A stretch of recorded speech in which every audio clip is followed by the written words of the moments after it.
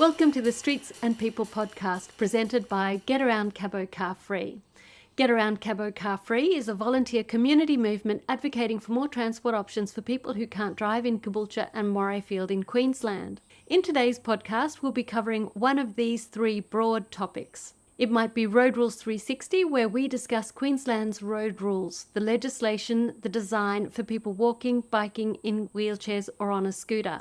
It might be Not Everyone Drives, where we chat with people whose transport options don't include a car in a car-dependent society. And it might be People and Projects, where our conversations are with people working on a specific aspect of inclusive transportation. Today, we are doing one of our Road Rules 360 episodes. We have another amazing listener question. Thank you, Adam, for submitting the question. If you, our listener, would like to submit your question, no matter how technical or vague it is, feel free, if you don't have the technical language, just to submit that to us. My name's Wendy, and I started Get Around Cabo Car Free a couple of years ago. I don't really know anything about road rules, which is why I have John Burrell with me. So we're on Gubby Gubby country. Now, John, you worked at the TMR in the road rules area for 20 years? 20 years in the road rules area and 5 years as a driving examiner before that, believe it or not. You retired about 6 years ago. We are here to entertain and inform. All care, no responsibility. This is not legal advice in any way, shape or form.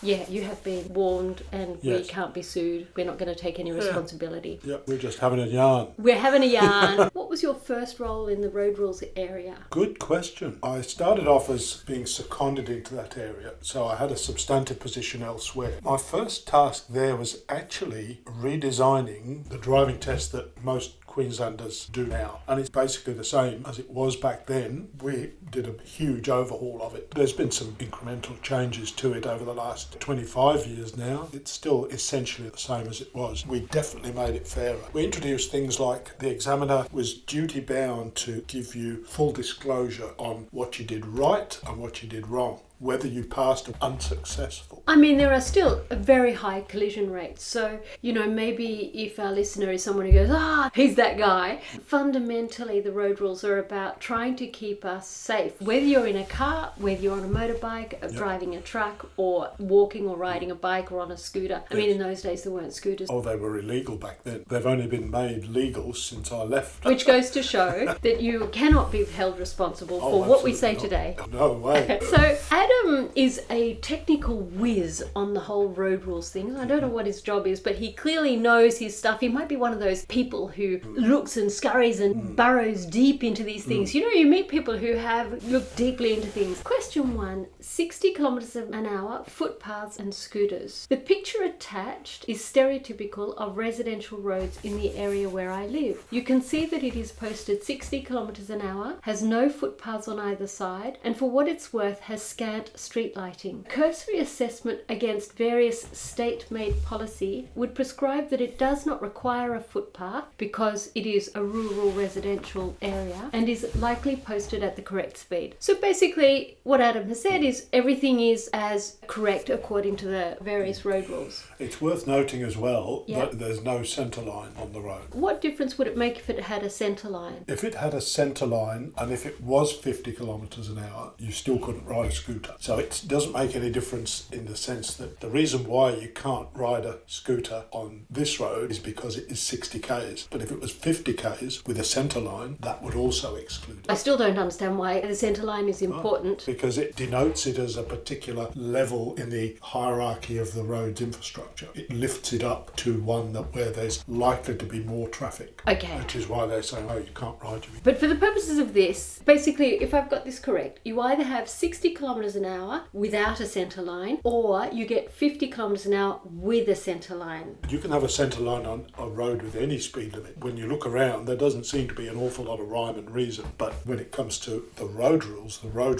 make it clear that if there is a centre line, that makes a difference. E-scooter, it inhibits you from riding on that road. If it had a centre line at 50 kilometres an hour or 60 kilometres an hour, that wouldn't make a difference. It wouldn't make a difference with the speed limit be at 60. The 60k speed speed limit also excludes in the legislation means that you can't ride an e-scooter on that road. It could be 50 or it could be 40 even. If there's a centre line on a 40k road, you still can't ride an e-scooter on it. Basically, e-scooters are not allowed to be on the road, whether it's got a centre line or it hasn't got a centre line. Have I understood that correctly? I'll tell you what, how about I read the actual rule out? The actual rule, which is section 252 capital B, personal mobility devices not to be ridden on particular roads. That's the title of the rule. The rider of a personal mobility device must not ride on A, a road with a dividing line or median strip, or B, a length of road for which the speed limit applying to the driver is more than 50 kilometres an hour, or a one-way road with more than one marked lane. There is another subsection 2, which is something I think we're going to probably dwell on a little bit. What this is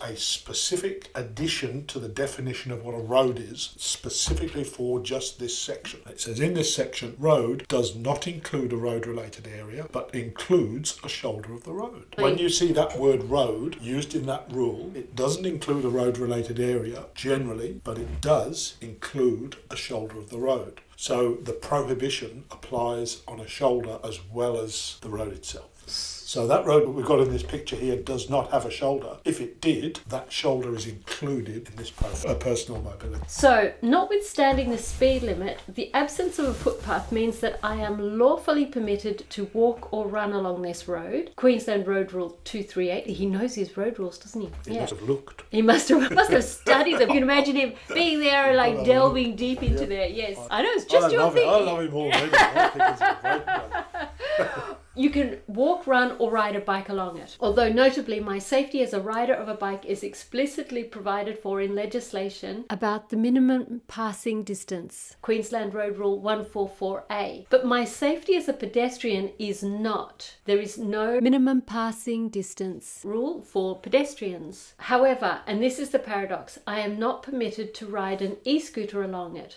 because e-scooters are classed as pedestrians. Is that? No. So why is that a paradox? I think in his mind, it's strange that an e-scooter, looking at that road, you would expect an e-scooter to be able to safely ride along that road, but they're actually not. But having said that, we need to describe the fact that it's a fairly narrow-looking road, but very wide grass verges, nature strips. If you're on an e-scooter, you can ride on the nature strips. Yeah, I mean... obviously the condition of that, we all know after a rainstorm that's going to be like a bog. With little wheels on an e-scooter, you're going to have awful trouble. But in some conditions, and depending on the kind of e-scooter you've got, how big the wheels are, etc., you might get away with being able to ride on the grass. To most people's minds, the road rules create a seriously anomalous situation where you can ride a bicycle down on the left-hand side of the road, you can walk down there, you can do all sorts of things on that road, but you just can't ride an e-scooter. People come up to me at various networking things and I talk about Get Around and what we're looking to do. One person said she was walking along a street that would have been very similar to that. There was no grass verge in the case of her, or the grass verge was very overgrown. And this car came past her and almost clipped her arm. There is this strong sense of entitlement that the only vehicles that are allowed to be, or the only road users allowed on that are either trucks, motorbikes, or cars. That's kind of it. Yeah, so it really does give that sense. You might say the road rules allow for a bike rider to go along there, but geez, you'd be a bit nervous as well doing that. Another thing out as well,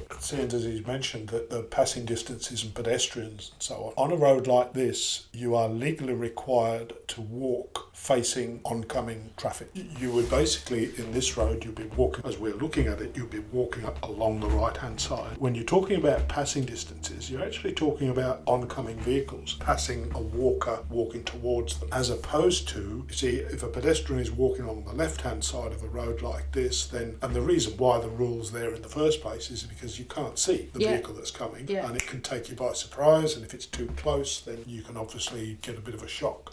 But the question that sort of arises from all of this, we're very aware of the fact that vehicles passing a bicycle must give a minimum distance, either a metre or a metre and a half, depending on the speed limit. That's 60 kilometres an hour, so if they're going at 60, then that's 1.5. No, 1 metre. 1 metre distance is required at 60. Above 60, it's 1.5. Oh, so it's 61 kilometres an hour. At 61 kilometres kilometres an hour, then it's 1.5 metres. No, because you don't get a road with a speed limit of 61. The speed limit on the road is what determines. So if it's a 60k road, the distance is a metre. If it's a 70k road or an 80k road, then it goes up to 1.5 metres. So it's not to do with the driver. If the person driving a car is going at 65 in a 60 zone, they don't have to give 1.5 metres passing distance. They only have to give 1 metre passing distance. Yes, that's correct. Speed limit on the road that determines what that distance is. The point we're making is it doesn't apply to pedestrians. I think this is a really bad. We've raised a number of times the bias that is in the road rules to be all about making people in cars have a good journey, but not good for anybody else, and absolutely nonsensical. People don't drive at the speed limit. That street that Adam has posted there, that's a very long straight street.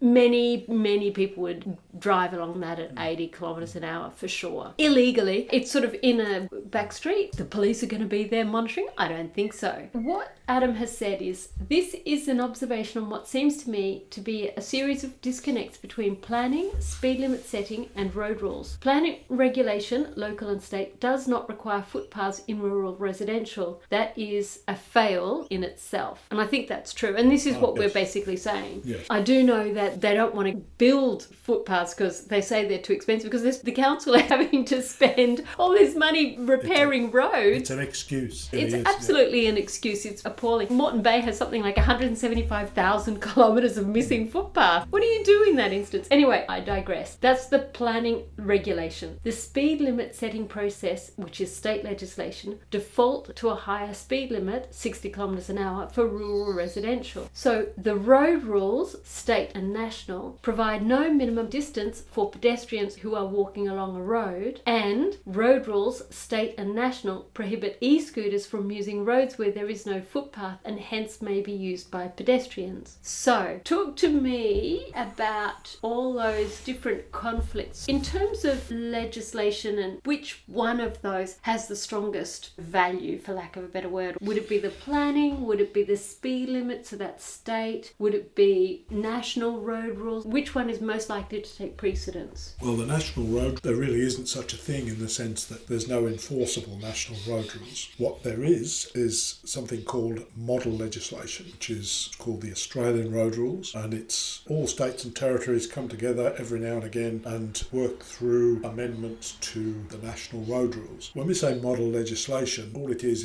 it's up there, it's on a website somewhere, and each jurisdiction in Australia looks at that and says, okay, this is the national model, we will mirror that as far as we're able to do within our legislation. Some jurisdictions take it a lot more seriously than others, some are disputed. I'll be honest, I certainly don't think that Queensland is ahead of the game in terms of the road rules and the compliance with best practice or anything like that. No, I think Queensland is just as guilty as most of the others of diverging from the original model legislation. It was introduced back in December 1999. I was on the committee. There was about 10 years prior to me joining it where there was all this discussion, all the states and territories getting together trying to get some kind of uniformity. And it has to be said, December 1999 was the big day when all the jurisdictions except Western Australia picked up those national rules and brought them into their own local legislature. Western Australia followed a few months later. But ever since then, from each jurisdiction, a steady divergence away from national uniformity. Different state governments across a period of time have decided, no, we're going to do this and we're going to do that and we're going to do the other. And oftentimes they've done it without recourse to the national agenda, and they've just done it off their own back. Is that because it becomes a political issue? We have states, they have their own mind, they have their own ability to change it, even though there are agreements set out that they will follow the national process. Oftentimes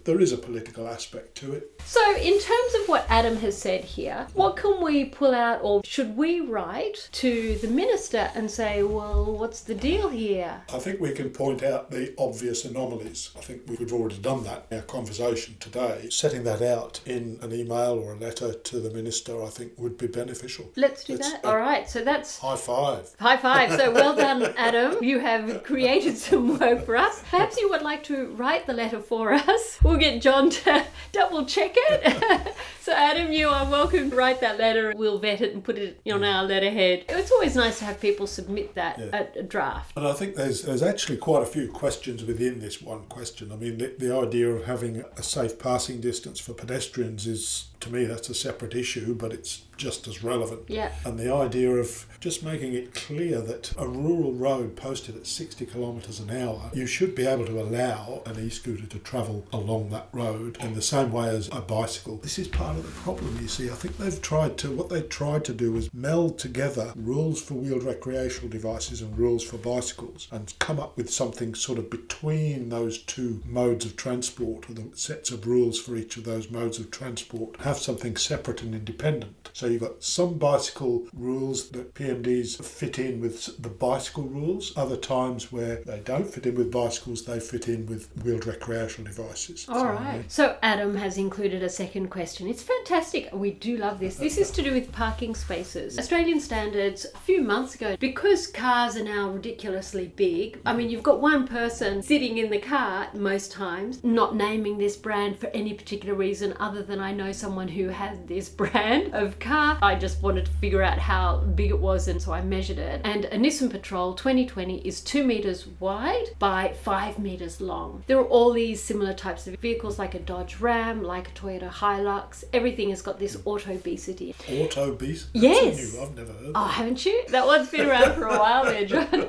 Australian standards wanted to increase the size of car spaces because of these huge, great big vehicles. That seems a bit daft, because do you want to encourage those vehicles which increase pedestrian deaths, increase deaths generally, and cause all sorts of horrible pollution, awful experiences? Do you want to encourage that? The thing is, the larger the space you have in the car park, the fewer cars you can park in there. So this is why, if you go to the train station in Europe, wherever, you can see, I don't know, maybe 1,000 bicycles parked in what would be the equivalent of a suburban car park, where you could park maybe just 100 cars. And that's the difference that is really important to register here. I have digressed. Here we are on parking spaces. You may have been discussing monster SUVs and car park space sizes, probably in the context of parking standard AS 2890. Although I've written 211 and 212 below, I think it is Queensland Road Rules 211.2 and 211.3 that provide that a vehicle must be parked entirely within a space unless the vehicle is too long or too wide to fit, and that if the vehicle is too wide or too long to fit completely within a single parking bay, the driver must park the driver's vehicle within the minimum number of bays needed to park the vehicle. The point is that the size of the parking spaces is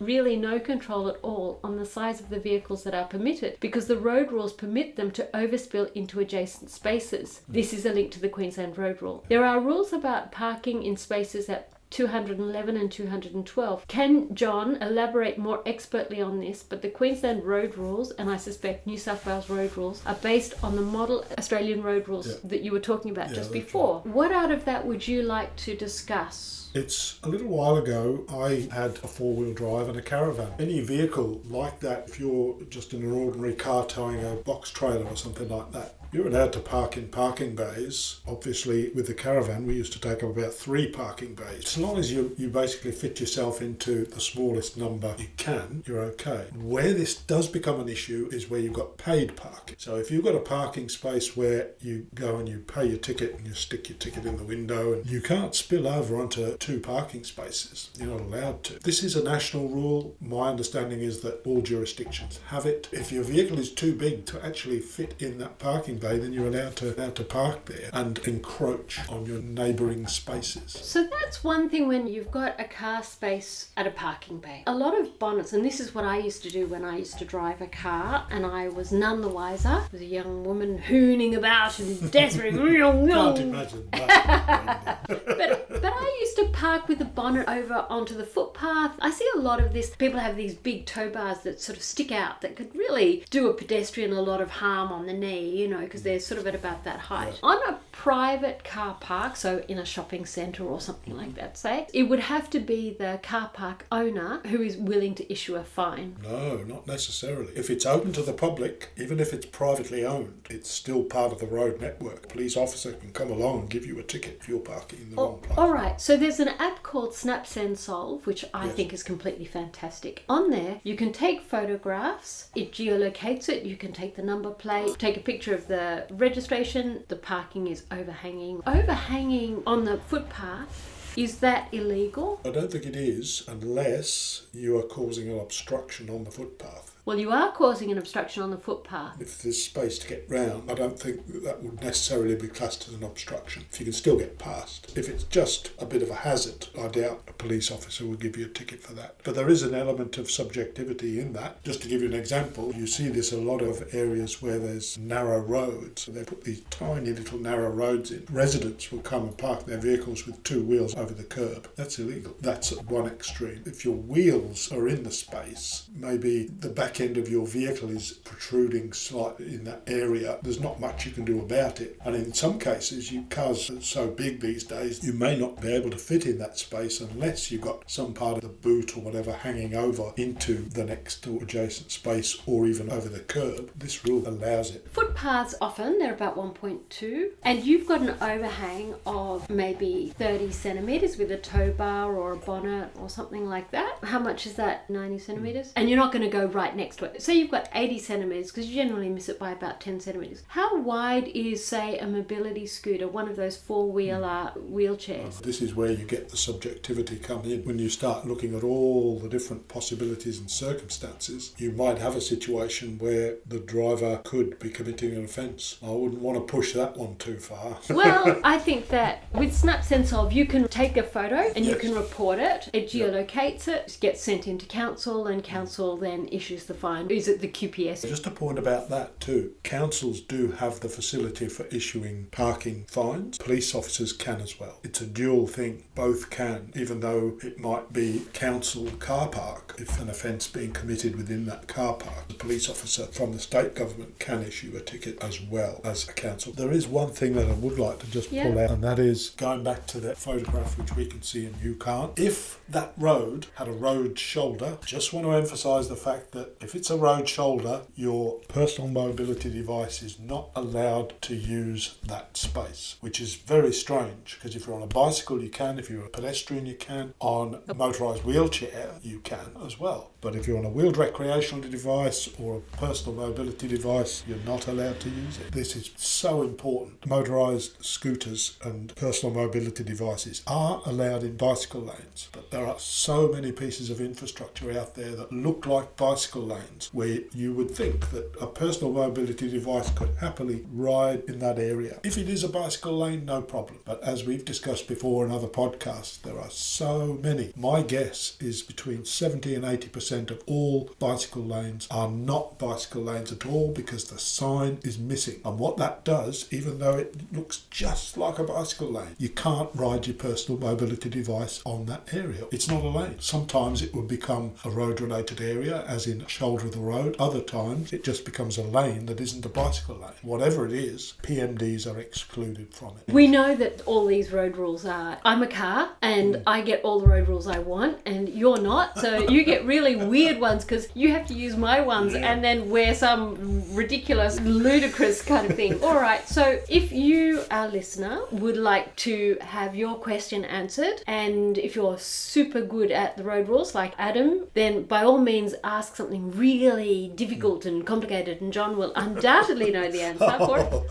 After a bit of research on that.